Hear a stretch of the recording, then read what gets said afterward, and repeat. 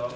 And now we will be reading the scripture from the book of Luke, chapter 10, verse 38 through 42. 누가복음 10장 38절에서 42절까지의 말씀입니다. 우리 시간 다 같이 목소리를 합해서 함께 봉독하도록 하겠습니다. 처음부터 38절입니다. 다 같이 읽겠습니다. 시작. 그들이 길 갈 때에 예수께서 한 마을에 들어가심에 마르다라 이름하는 한 여자가 자기 집으로 영접하더라.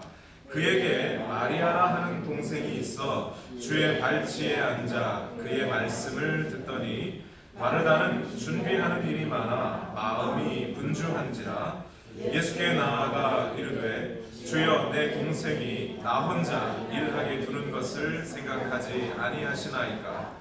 그를 명하사 나를 도와주라 하소서. 주께서 대답하여 이르시되 마르다야 마르다야 내가 많은 일로 염려하고 근심하나 몇 가지만 하든지 혹은 한 가지만이라도 족하니라. 마리아는 이 좋은 편을 택하였으니 빼앗기지 아니하리라 하시니라. 아멘. You may be seated. 자리에 앉겠습니다.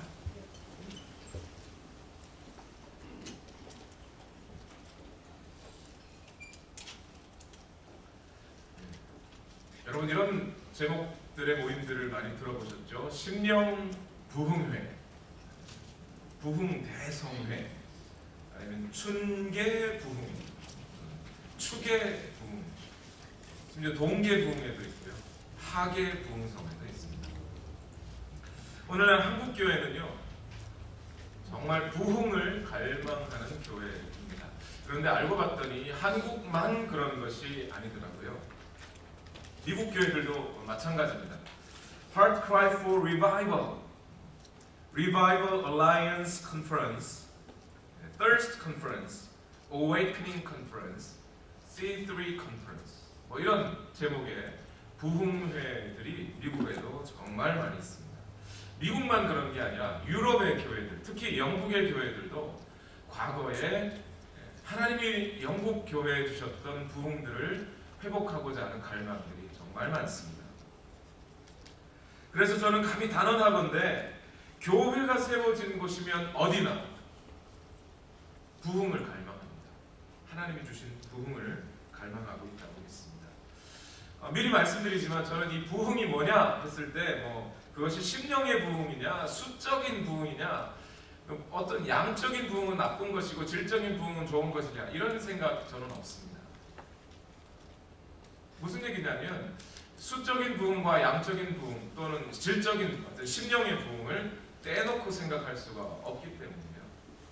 어떤 한 사람이 개인적으로 갑자기 신앙에 열심이 생기고 뜨거운 마음이 생겨서 하나님을 갈망하는 것, 혼자 그렇게 열심히 하다 잠시 식어버리면 우리는 그것을 부흥이라고 말하지 않습니다. 계속해서 그 심령의 마음에 불이 타오르고 그리고 그것이 번지고 번져서 한 가정이 또 교회가 심지어는 한 도시와 나라와 민족이 회복될 때 그 영적인 바람들이 불어올 때 우리는 그것을 부흥이라고 말하죠. 그렇기 때문에 어떤 개인의 어떤 심령의 부흥과 어떤 교회 전체의 수적인 부흥이 따로 떨어질 수 없게 되어 있습니다. 저는 이 시간 여러분 솔직한 마음으로 여러분께 고백합니다. 저는 우리 교회에도 과거 하나님께서 우리 그리스도인들에게 부어주셨던 그런 부흥이 우리 교회에도 불어오기를 저는 정말로 소망합니다. 100여 년 전에 평양에서 일어났던 부흥, 아니면 미국에서 일어났던 1차, 2차의 대각성 운동과 같은 그런 부흥이 오늘 우리 교회에서 저는 일어나기를 저는 정말 소망하고 있습니다. 제가 여러분 보시면 알겠지만 제 마음속에 있는 것을 잘 표현할 줄 모르는 성격이에요. 무슨 생각이나 감정이 있으면 일단 그것을 참고 보는 스타일입니다. 그러다 보니 제가 표현을 잘 못해서 그렇지 정말 바라고 있어요. 매일매일 새벽마다 하나님 앞에 기도하고 있습니다. 하나님, 우리 성도들 한 사람 한 사람들의 심령에 부흥을 허락해 주십시오. 우리 성도들의 신앙생활이 매일매일 생명력으로 넘쳐나고 그들의 일상의 삶 속에서 시와 찬미와 신령한 노래들이 흘러나오고 감사하는 마음으로 하나님께 찬양하고 무슨 일을 하든지 예수님의 이름으로 하고 하나님께 영광 돌리는 삶을 살 수 있게 해주십시오. 그렇게 고민하고 기대하면서 매일매일을, 사실 지난 한 주간에는 매일매일을 눈물로 기도했습니다. 그렇게 고민하며 말씀을 준비하다 오늘 이 구절을 만났습니다. 오늘 성경 구절에서는 이 성경 구절은 어떻게 하면 우리 그리스도인들의 매일의 삶이 예배가 될 수 있느냐, 어떻게 하면 우리들의 심령에 이 영광스러운 부흥이 찾아올 수 있는가, 어떻게 하면 그것이 가능할 수 있는가에 대한 어떤 진리들, 방법들을 일러주고 있습니다. 첫 번째로 오늘 말씀은 이렇게 말합니다. 우리 심령에, 여러분들의 각자의 심령에 부흥이 찾아오기를 원하느냐? 그러면 예수님의 관심과 여러분의 관심이 맞아떨어져야 된다. 예수님이 여러분의 삶에 찾아오신 목적, 그 목적에 우리의 관심을 맞추어 놓아야만 우리의 심령에 부흥이 찾아온다는 말씀을 오늘 이 구절은 하고 있습니다. 사실 오늘 말씀은 아주 간단해요. 그리고 많은 분들이 다 알고 있습니다. 쉽게 빨리 설명드리면 이래요. 마르다라고 이름하는 한 여인이 있었어요. 그 마르다가 예수님에 대한 소문을 어쩌면 들었는지 모릅니다. 그래서 마르다가 예수님을 자기 집으로 초대합니다. 그리고 이 마르다에게는 마리아라고 하는 여동생이 있었는데, 이 마리아는 예수님의 발치에 앉아서 예수님이 집에 들어온 때부터 계속해서 말씀을 듣고 있습니다. 언니인 마르다는 음식을 준비하느라 분주합니다. 아마 예수님이 12제자와 함께 이 집에 들렀다면 마르다는 한 15명분의 음식을 준비했어야 할 겁니다. 12명의 제자에 예수님 한 분에 마리아 여동생이 있고 오빠 나사로가 있었죠. 그리고 마르다 자기까지 해서 한 15명의 음식을 준비해야 됩니다. 아마 목장 모임을 자주 해보신 여러분들은 아시겠지만 15명의 음식을 준비하려면 적어도 반나절은 관심을 갖고 귀를 기울여야, 마음을 쏟아야 준비할 수 있어요. 그런데 동생인 마리아는 절대 마르다 언니를 도와주지 않고 있어요. 화가 난 마르다가 예수님께 말합니다. 예수님, 마리아는 아까부터 저기 예수님 발 앞에서 지금 말씀만 듣고 있지 않습니까? 나는 이렇게 바빠 죽겠는데 예수님, 마리아에게 말해서 나를 좀 도와주라고 좀 하십시오. 그랬더니 예수님이 이렇게 말합니다. 마르다야, 마르다야, 너무 많은 일로 분주해하지 마라. 업셋되지 마라. 하나만 해도 족하다. 그리고 이 마리아는 이 좋은 것을 택했으니 빼앗기지 않을 것이다. 오늘 마르다는 예수님을 초대했다고 합니다. 그런데 여러분, 마르다가 예수님을 왜 초대했을까요? 마르다가 예수님을 초대한 목적이 무엇이었을까요? 지난주에 말씀드렸던 율법교사가 있었죠. 그 율법교사는 예수님께 뭔가 캐내려고 하는, 예수님을 시험해보려고 하는, 테스트해보려고 하는 목적이 있었어요. 그 목적 때문에 예수님을 식사에 초대했습니다. 그런데 오늘 마르다는 그 정도까지는 아닌 것 같아요. 정말 순수하게 예수님이 그렇게 수고하고 애쓰시는 것에 대해서 감사하는 마음으로 식사를 대접하려고 예수님을 초대한 것 같아요. 정확하게 마르다가 왜 초대했다고 말씀을 오늘 본문은 해주지 않지만 아무래도 계속해서 분주하게 음식을 준비했던 걸로 봐서는 마르다는 예수님을 초대해서 음식을 대접하기 위해서 초대한 것 같습니다. 그런데 여러분, 저는 이것이 나쁘다는 얘기는 아닙니다. 그런데 여러분, 예수님은 마르다의 집에 왜 오셨을까요? 마르다는 예수님을 식사를 대접하기 위해 초대했지만 예수님은 그 집에 왜 왔을까요? 자, 여러분 이렇게 생각해 보시죠. 오늘 예수님께서 마르다가 준비한 음식을 예수님이 잘 드셨습니다. 맛있게 드셨어요. 제자들과 함께 만나게 음식을 드시면서 대화도 재미있게 하셨어요. 교제라고 하는 것을 충분히 나누셨습니다. 자, 그러면 끝? 그리고 예수님은 갈 길 가셨겠습니까? 마르다는 그렇게 생각했을지 몰라요. 마르다는 오늘 예수님을 대접했으니까 끝! 설거지해서 빨래 끝 하듯이 그냥 끝 났는지 몰라요. 그러나 예수님은 그렇지 않다는 거예요. 여러분, 다른 성경 구절에도 많은 사람들과 예수님은 식사를 하십니다. 그런데 식사를 하지만 예수님의 목적은 항상 식사 자체에 있지 않으셨어요. 식사를 하면서 함께 식사하고 있는 다른 사람들에게 무엇인가 다른 목적을 갖고 예수님은 식사를 하셨다는 거예요. 오늘 마르다가 예수님 앞에 육의 양식을 드리려고 했는지 모르지만 예수님은 영의 양식을 마르다에게 주고 싶었어요. 그 포인트가 다릅니다. 마르다는 예수님을 한마디로 잘 먹이고 싶었는지 모르지만 예수님은 마르다를 먹이고 싶었다. 그 초점이 다를 때 부흥이 찾아오기 어렵습니다. 이스라엘의 역사를 통해 보면 우리는 이 초점이 맞추어져야 한다는 것, 하나님이 원하시는 것과 우리의 초점이 맞추어져야 한다는 것에 대해서 너무 자주 발견하게 됩니다. 이스라엘 백성들은 하나님 앞에 제사를 잘 지내려고 했어요. 그래서 이스라엘의 율법들에 보면 제사에 대한 아주 구체적이고 상세한 율법들이 기록되어 있습니다. 소는 어떻게 잡고 양은 어떻게 잡고, 그래서 그걸 어떻게 쪄서 어느 방향으로 눕히고 순서는 어떻게 되고 하는 아주 구체적인 제사법들이 이스라엘에 발전이 되어 있어요. 그런데 하나님이 원하시는 것이 그 양과 소이냐 하는 것입니다. 하나님이 배가 고파서 이스라엘 백성들에게 양과 소를 달라고 하는 거겠습니까? 그게 아니에요. 하나님은 이스라엘 백성들의 삶 자체가 바뀌기를 원하시는데 이스라엘 백성들은 하나님 앞에 제사를 드리려고, 양과 소를 잡아 드리려고 해요.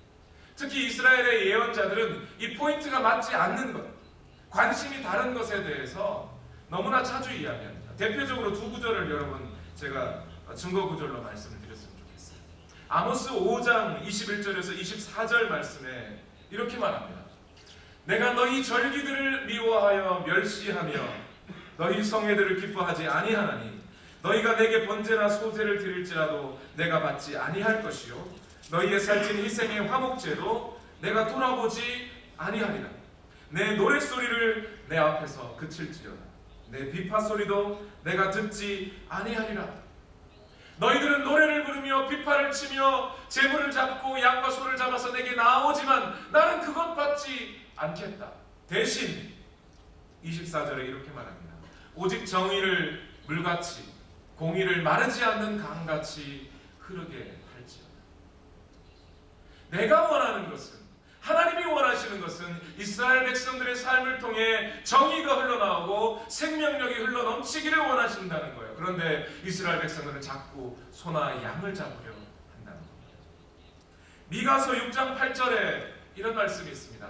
사람아, 주께서 선한 것이 무엇임을 내게 보이셨나니 여호와께서 내게 구하시는 것은 오직 정의를 행하며 인자를 사랑하며 겸손하게 내 하나님과 함께 행하는 것이 아니냐. 이 미가서 6장 8절의 말씀은요, 이스라엘의 후기 예언자들의 모든 가르침들을 한 문장으로 딱 압축해서 말씀해 주시는 너무나 중요한 구절이에요. 신학자들이 이 미가서 6장 8절에 너무나 큰 감동을 받고 이 핵심 가지고 연구를, 자기 평생의 연구를 할 만큼 아주 중요한 구절입니다. 주께서 선한 것이 무엇임을 내게 보이셨나니 여호와께서 내게 구하시는 것은 오직 정의를 행하며 인자를 사랑하며 겸손하게 하나님과 함께 행하는 것입니다. 그런데 이 말씀이 왜 나왔는지 아세요? 이 중요하고 이 핵심적인 말씀이 왜 나왔냐면 바로 그 앞절에 6절과 7절 말씀 때문입니다. 6절과 7절 말씀에 보면 이렇게 말합니다. 내가 무엇을 가지고 여호와 앞에 나아가며 높으신 하나님께 경배할까? 내가 번제물로 1년 된 송아지를 가지고 그 앞에 나아갈까? 여호와께서 천천의 순양이나 만만의 강물 같은 기름을 기뻐하실까? 내 허물을 위하여 맏아들을 내 영혼의 죄로 말미암아 내 몸의 열매를 드릴까? 그러나 하나님이 원하시는 것은 그것이 아니라는 거예요. 우리는 무엇을 드려야만, 소를 잡아 드려야만, 내 맏아들이라도 잡아 드려야만 하나님이 나를 사랑하시는 줄 알아요. 하나님 그런 게 아니에요. 그러신 분이 아니에요. 오직 정의를 행하고 인자를 사랑하고 하나님과 동행하는 삶을 하나님이 원하고 계시다는 겁니다. 하나님께서는 우리의 삶을 통해 하나님의 생명력이 흘러넘치기를 원하고 계세요. 만일 부흥이라고 하는 것이 우리의 영혼이 소생하고 우리의 삶을 통해 우리의 영혼을 통해 하나님의 말씀이 흘러나가, 찬양이 흘러나가, 그래서 이 땅에 하나님을 향한 사랑과 말씀과 찬양으로 가득 차는 것이 부흥이라고 한다면 오늘 하나님이 그것을 원하고 계시다는 거예요. 그래서 시편 23편에 시편 기자는 이렇게 말합니다. 여호와는 나의 목자시니 내가 부족함이 없으리로다 라고 고백한 후 3절 말씀에 가면 내 영혼을 소생시키시기를 원하십니다. 하나님은 지금 우리의 영혼이, 우리의 심령이, 우리의 정신이 깨어 소생하기를 하나님이 원하고 계십니다. 하나님 거기에 초점을 맞추고 계세요. 예수님은 이 땅에 왜 오셨습니까? 요한복음 10장 10절에 이렇게 말합니다. 도둑이 오는 것은 도둑질하고 죽이고 멸망시키려는 것뿐이요 내가 온 것은 양으로 생명을 얻게 하고 더 풍성히 얻게 하려는 것이다. 예수님은 지금 마르다의 집에 그 마르다의 심령 가운데 생명이 넘쳐나요. 마르다의 그 가족들에게 예수님이 주시는 생명력이 넘쳐나기를 소망해서 그래서 마르다의 집을 찾아오셨어요. 근데 마르다는 예수님 앞에 음식을 드리려고 해요. 이 초점이 맞지 않을 때 부흥은 일어나기가 어렵습니다. 두 번째로 오늘 본문은 하나님이 원하시는 심령의 부흥이 언제 일어나느냐 하면 우리의 잡다한 관심들이 사라집니다. 이런 말하면 여러분 알아두실지 모르겠지만 경상도 사투리로 잡다구리한 관심들이 좀 사라집니다. 우리의 잡스러운 생각들이 사라집니다. 바로 그때 우리에게 하나님이 일으키시는 부흥이 찾아온다고 이야기합니다. 오늘 마르다가 예수님께 볼멘소리를 합니다. 마리아가 자기를 도와주지 않으니까 예수님 마리아를 예시키셔서 좀 도와주라고 좀 해주십시오. 아마 예수님은 한참 말씀을 전하고 있는 중이었을 거예요. 예수님의 제자들 그리고 나사로 그리고 마리아를 앉혀놓고 하나님의 나라에 대해서 열심히 설명하고 계셨는지 모릅니다. 바로 그때 마르다가 끼어들었어요. 예수님 마리아를 좀 도와주라고 좀 하세요. 예수님이 이렇게 말합니다. 오늘 본문 41절과 42절을 여러분 예수님이 된 마음으로 한번 같이 읽어보실까요? 예수님의 대답입니다. 다 같이 읽겠습니다. 시작. 주께서 대답하여 이르시되 마르다야 마르다야 내가 많은 일로 염려하고 근심하나 몇 가지만 하든지 혹은 한 가지만이라도 족하니라. 한 가지만이라도. 마르다는 오늘 예수님의 관심을 발견하지 못한 실수를 범한 것뿐만 아니라 마음이 바빠서 예수님께 관심을 갖지 못하였다는 이야기도 있습니다. 여러분 오늘 예수님의 말씀을 잘 보십시오. 예수님이 음식 만들고 있다고 탓하는 게 아니에요. 너 왜 음식 만들고 있니? 그렇게 탓하지 않습니다. 당연히 마르다는 예수님을 초청했는데요. 당연히 음식 준비해야지요. 음식 준비하는 것이 문제가 아니라 그것 때문에 중요한 한 가지를 잊어버렸다는 것을 예수님이 지적합니다. 다른 여러 가지 일 말고 가장 중요한 한 가지 바로 그 일에 집중했어야 한다는 거예요. 마르다는 많은 관심들, 많은 잡다구리한 생각들 때문에 누구를 잊어버렸어요? 예수님을 잊어버렸어요. 사우스 다코타 주에 제 발음이 좀 이상해서 죄송합니다. Rapid City라는 곳이 있어요. Rapid. 아주 급한 도시인가 봐요. 이름이 Rapid City. 그 Rapid City로부터 북동쪽으로 약 200마일가량 떨어진 곳에 농장에 알 앤 베티 존슨 부부가 살고 있었습니다. 워낙 외딴 곳이라서 자리 잡고 있는 농장이라 그곳에는 월마트도 없었대요. 그래서 이 존슨 부부가 래피드 시티에 갈 일이 있으면 무슨 일이든지 가면 무조건 거기 가서 그날은 빨리 그로서리를 보고 집으로 돌아와요. 그래서 그 도시에 가기 위해서 세미나리 학생들도 잘 그러죠. 달라스 갈 일이 있으면 무조건 거기 가서 오는 길에 한국장을 꼭 보고 와야 하지만 또 한 달을 살 수가 있어요. 네, 바로 그런 식이었던 것 같습니다. 그러던 어느 날 베티 이 아내의 어머니가 잠시 이 부부를 보겠다고 멀리서 비행기 타고 들르신대요. 그래서 여느 때와 다름없이 R이라고 하는 이 남편은 월마트에 들렸습니다. 그래서 월마트에 들려서 장볼 물건들을 리스트를 빨리 적었어요. 열심히 적어. 이건 꼭 이번에 오늘 장모님 딱 모시고 이제 월마트 들려서 요거 사가지고 빨리 집에 와야지 계산을 했습니다. 그리고 그날 저녁 늦게 알이 집으로 돌아왔어요. 베티에게 기쁜 마음으로 자신이 그 짧은 시간 안에 얼마나 많은 일들을 해놨는지 막 자랑하기 시작했습니다. 일단 트럭에 옛날 타이어가 좀 닳아서 없어졌는데 그 타이어 빨리 갈았다고 이야기했습니다. 그리고 부인이 부탁한 모든 물건을 30분 안에 다 샀다고, 이 좋은 물건들을 다 샀다고 자랑합니다. 그리고 심지어 평소에 아내가 입고 싶었던 헌옷이 아니죠, 새 옷까지 사왔습니다. 예상하시죠? 갑자기 베티가 묻습니다. 여보, 엄마는?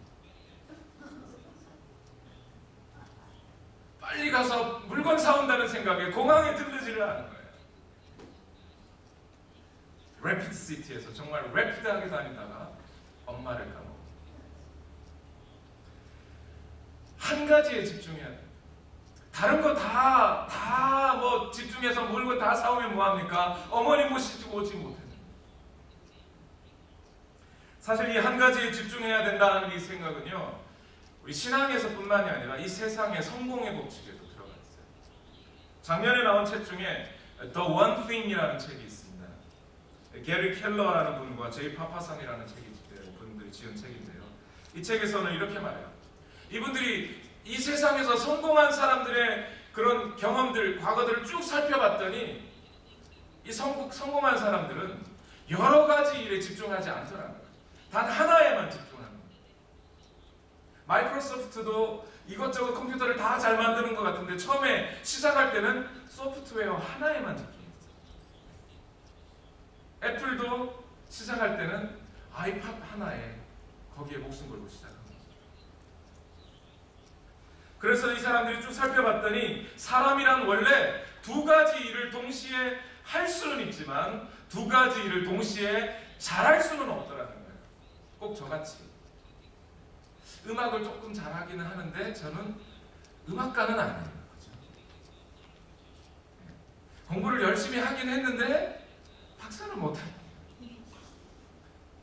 다른 사람들보다 농구를 조금 잘하긴 하는데 농구 선수는 아니에요. 어떤 사람이 어떤 사역에서 어떤 일에서 결실을 내기 위해서는 다른 데 집중하지 말고 하나에 집중을 해야만 한다는 게 이 사람들의 생각이에요. 우리의 신앙도 마찬가지예요. 우리의 믿음도 마찬가지예요. 마음이 번잡하고 바쁘면 예수 그리스도를 기억하지 못하게 돼요. 여러분의 일상을 지금 한번 돌아봐 주십시오. 여러분의 일상 지금 잠시 10초라도 돌아보십시오. 아침에 일어나서 저녁에 잠자리에 누울 때까지 여러분 과연 예수 그리스도를 생각하는 시간이 몇 분이나, 몇 분이라고 물으니까 너무 죄송합니다. 몇 초 정도 되세요? 자식 걱정, 직장 걱정, 부모님이나 형제 걱정들은 많이 하시지요.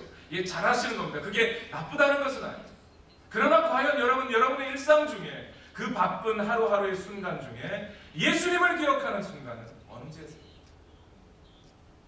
여러분들이 예수님을 기억하는 그 순간, 바로 그 순간을 통해 여러분의 심령의 부흥이 일어난다는 사실을 기억하시죠. 마르다는 여러 가지 일을 하느라 정말 수고가 많았습니다. 손님들도 많이 왔고 누군가는 반드시 접대를 해야 되니 그의 수고가 나쁜 것은 절대 아닙니다. 그리고 예수님도 마르다의 노력에 감사해 하셨을 겁니다. 마르다의 수고로운 덕분에 마리아와 마르다 그리고 오빠인 나사로가 예수님의 가장 친한 친구가 되었죠. 그러나 예수님은 마르다에게 이렇게 말합니다. 마르다야, 마르다야, 너는 지금 너무 많은 일에 분주하구나. 그러나 한 가지 일만으로도 족하다. 하나에만 집중하라. 그러면 우리가 집중해야 될 그 한 가지가 뭐겠습니까? 오늘 심령의 부흥이 찾아오기 위해 저는 셋째로 마지막으로 이렇게 말씀드리려고 합니다. 오직 예수 그리스도의 말씀에 집중하시오.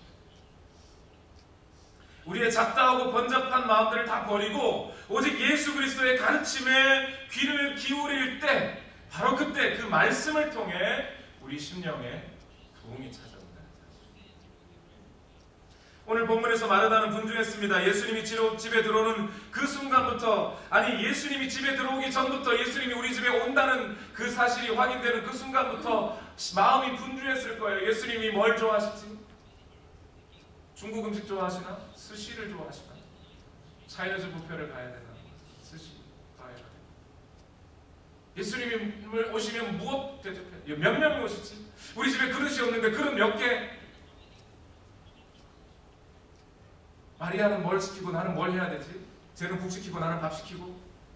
그 생각부터 해서 예수님이 들어오시는 그 순간부터 마르다는 계속해서 음식을 만듭니다. 예수님이 오시는데 인사는 했는지 모르겠어요. 그러나 마리아는 어땠을까요? 마리아는 예수님이 들어오시는 그 순간부터 예수님의 발치에 앉아서 꼼짝다가 예수님께만 귀를 기울여, 예수님이 하시는 말씀에만 귀를 기울여. 이런 사람을 뭐라고 그러죠? 교회에서 이런 사람이 있으면 밉상. 그런데 오늘 예수님은 이렇게 말합니다. 그 사람의 밉상이 아니고, 이 마리아는 이 좋은 것을 택했으니 빼앗기지 않을 것이다. 말씀을 들어야 한다. 여러분, 진짜 마리아의 심령에 예수님의 말씀을 그렇게 집중해서 듣던 마리아에게 심령의 부흥이 일어났을까요? 오늘 본문은 이걸로 끝났는데 정말 심령의 부흥이 일어났습니까? 오늘 본문의 말씀이 여기로 끝났다면 저는 이 말씀을 부흥이라는 주제와 연결하지 않았을 거예요. 그런데 요한복음 12장 1절에서 3절 말씀으로 오늘 구절은 이어집니다. 6월절 엿새 전에 예수께서 베다니에 이르시니 이곳은 예수께서 죽은 자 가운데서 살리신 나사로가 있는 곳이라. 거기서 예수를 위하여 잔치할새 마르다는 일을 하고 나사로는 예수와 함께 앉은 자 중에 있더라. 마리아는 지극히 비싼 향유 곧 순전한 나드 한 근을 가져다가 예수의 발에 붓고 자기 머리털로 그의 발을 씻으니 향유 냄새가 집에 가득하더라. 예수님 발치에서 말씀을 듣고 있던 마리아, 자신의 모든 것을 드림으로써 후대에 다른 모든 그리스도인들의 기억에 남는 여인이 됐어요. 예수님이 나를 위하여 죽어주신다는 그 사실, 예수님이 나를 위하여 십자가에 못 박힌다는 그 사실이 마리아의 심령에 너무나 강하게 와닿았기 때문에 마리아는 자신의 모든 것을 아낌없이 털어서 예수님의 발에, 예수님의 머리에 자신의 모든 향유를 붓기 시작합니다.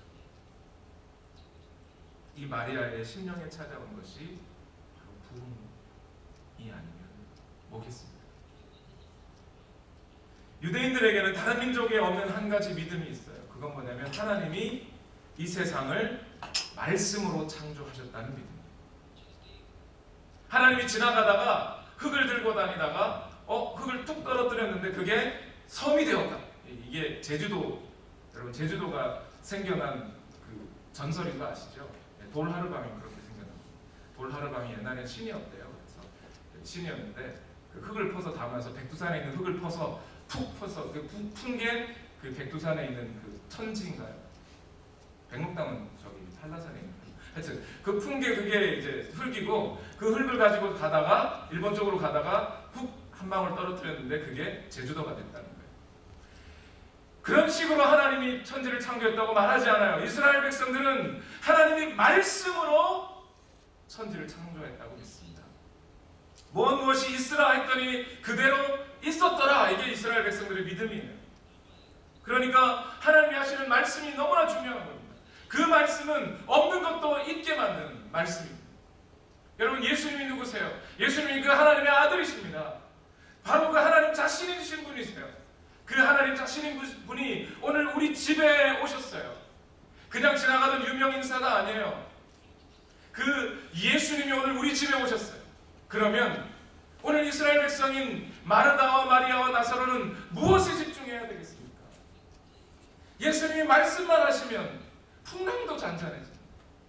예수님이 말씀만 하시면 병든 자도 일어나는, 죽었던 사람도 살아나는데, 그 말씀이 뭐라고 하시는지 오늘 그 말씀이 우리 삶 가운데 이루어질 것인데 그 말씀 아니면 뭐에 집중합니까? 마르다의 잘못은 음식을 준비했다는 것이 아니라 음식을 준비하니라 예수님의 말씀을 잊어버렸다. 이렇게 말씀드리면 혹시 여러분 가운데 걱정되시는 분들이 있을 거예요. 교회 그러면 사역은 누가 해요? 다 음식 안 하고 다 말씀만 듣는다고 앉아있으면 밥은 누가 지요? 그런 걱정이 있으신 분 있죠. 걱정하지 마십시오.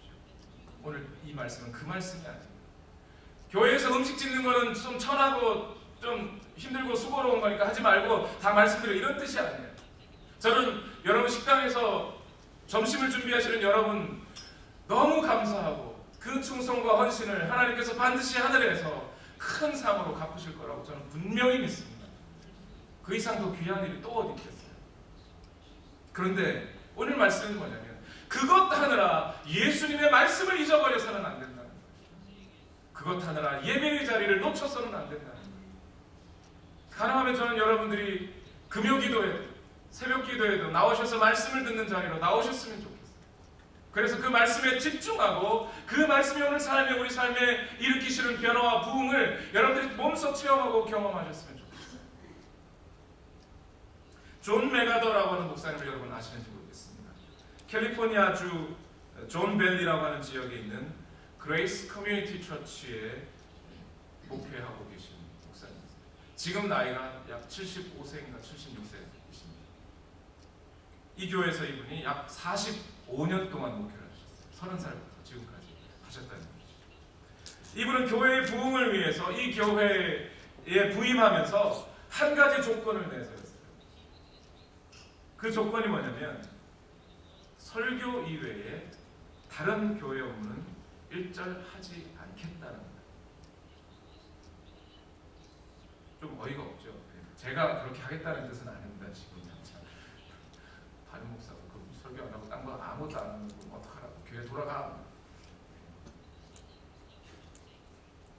이분은 설교를 일주일에 한 번 설교하는데요. 그 설교 준비를 위해 약 20시간을 할애한다고 합니다. 하루에 8시간 노동하는 날 시간이 8시간이라고 따진다면 좋기 3일은 설교 한 편에 온전히 쏟는다는 얘기입니다. 그런데 지금 이 존 메가더 목사님과 그레이스 커뮤니티 교회는 미국 교계와 언론이 꼽는 21세기 가장 영향력 있는 목회자, 가장 영향력 있는 교회 중에 한 교회가 되겠습니다. 이 목사님이 한 신문사의 인터뷰에서 이렇게 말합니다. 기자가 물었습니다. 오늘날 현대교회가 잃어버린 것, 오늘날 현대교회가 되찾아야 할 것이 무엇이겠습니까? 목사님은 단호하게, 바로, 분명하게 이렇게 말합니다. 오늘 현대의 교회가 잃어버린 것은 말씀입니다.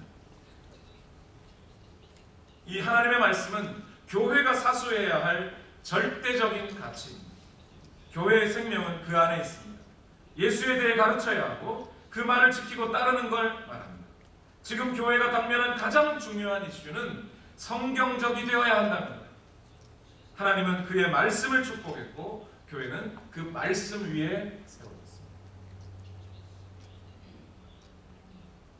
오늘날의 교회의 회복, 부흥은 하나님의 말씀을 통해 찾아옵니다. 여러분, 우리 오늘의 교회, 여러분, 회복이, 부흥이 찾아오기를 원하십니다. 저처럼 여러분도 원하신다면 말씀에 집중하십시오. 다른 것 좀 제쳐놓고 우리의 잡다한 생각들 좀 버리고 여러분들 일상의 삶 속에 하나님께 귀를 기울이시기 바랍니다. 그 말씀이 여러분을 변화시킵니다.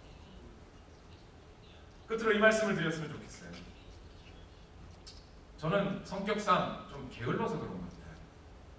성격상 어떤 한 일에 집중하면 다른 걸 잘 못해요. 예를 들어 책을 보고 있으면 옆에서 저를 불러도 잘 대답을 못할 때가 있어요. TV를 보고 있어도 이렇게 보고 있으면 아내가 저한테 갑자기 툭 쳐요. 내 얘기 좀 들으라고. 뭐라 그러니? 벌써 3번이나 불렀는데 대답을 안 해요. 제 아내는 저와 정반대입니다. 한 번에 멀티태스킹이 가능해요. 밥을 한참 요리를 하면서 현중이 옷 갈아입었니? 현성이 빨리 내려와. 이게 다 가능해요. 저는 그게 안 돼요. 그러나 여러분, 남자든 여자든 공이 그것은 가능합니다. 우리의 생각 속에 여러 가지 생각의 끈 중에 예수님이 주시는 말씀의 끈 하나 붙잡는 건 가능합니다. 남자도 그렇고 여자도 그렇습니다. 바로 그 말씀의 끈을 붙잡을 때, 오늘 여러분의 성령을 통해서 하나님께서 여러분의 심령 가운데 들려주시는 그 말씀의 끈을 붙잡을 때 여러분의 심령 가운데 새 생명이 넘칠 줄로 믿습니다. 여러분의 삶이 새로운 생명력으로 넘쳐날 줄로 믿습니다. 그 말씀을 붙잡으셔야 돼요. 그 말씀만 붙잡으시면 되는 겁니다. 우리 시간 다 같이 함께 기도하겠습니다. 오늘 여러분께 드린 이 말씀을 붙잡고 함께 기도합시다. 기도하실 때 하나님, 오늘 이 시간 주님 앞에 간절히 기도하오니 우리의 생각, 우리의 삶의 근심들, 걱정들, 염려들, 이거 우리 주님 십자가 앞에 내려놓게 하여 주옵소서. 우리가 근심한다고 우리의 키를 한 자라도 자라게 할 수 있습니까? 우리가 걱정한다고 무엇이 바뀌겠습니까?